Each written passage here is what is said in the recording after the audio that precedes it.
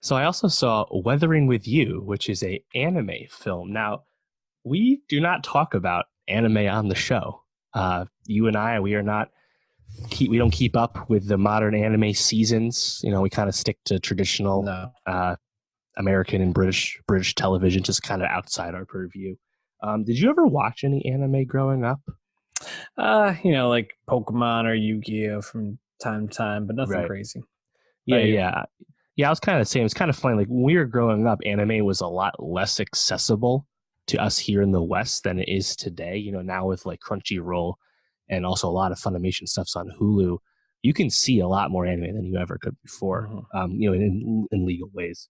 Um, And that's really going to change with the HBO Max relationship with that anime studio as well.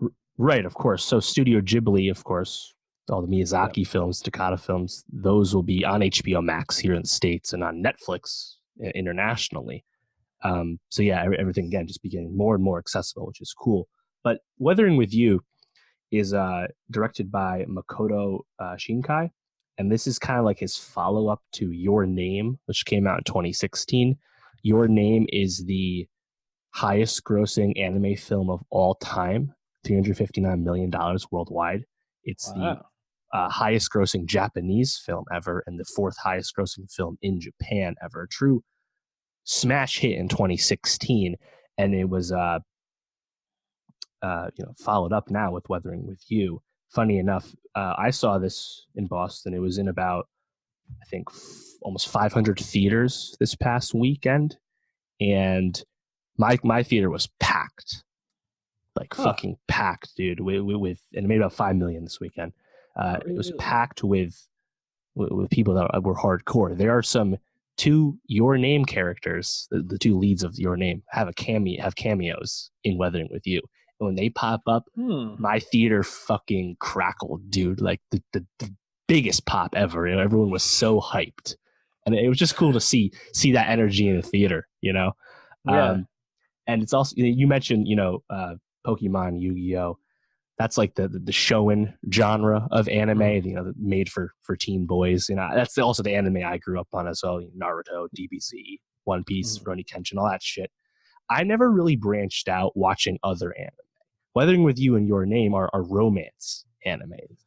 That's something I had never really seen before. Like, I just knew the dude shit and like Akira and the Ghibli stuff, I guess, was a little more fantastical. But seeing like romance anime, it learning more about it with like shows like I think Yuri on Ice, and like people like really ride for this stuff and like get really attached to it, and it was kind of cool just to kind of experience it more in the moment. I believe it. This premiered back in the summer in Japan, Weathering with You, and then premiered at TIFF here in the States, and just got the release this past week, and just kind of that energy was a pretty unique theater experience for me, and I actually really enjoyed the movie.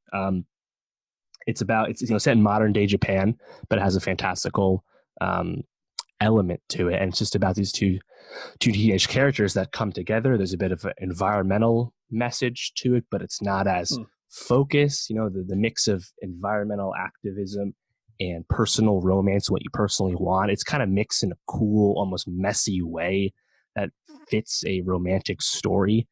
There's lots of really good humor in this as well. So, Weathering with You, man, I would recommend this if you just like animated films. It's actually the first movie in 22 years that Japan has submitted for both Best Animated Feature at the Oscars and Best International Film. Huh. It actually did not get selected for either one, but Huh. you can tell that uh, people in Japan are really proud of this movie. So I would recommend it if you're a fan. Pretty cool. Just from the picture behind you on the screen, and it will pop back up when you start talking next. Yeah, Really beautiful animation. So mm, it's really it good. just looks gorgeous. So maybe something I'll give a watch, or I'm sure it will probably be on streaming platforms eventually. And Yep, we should be watching more movies that are not made in America that's right. or England.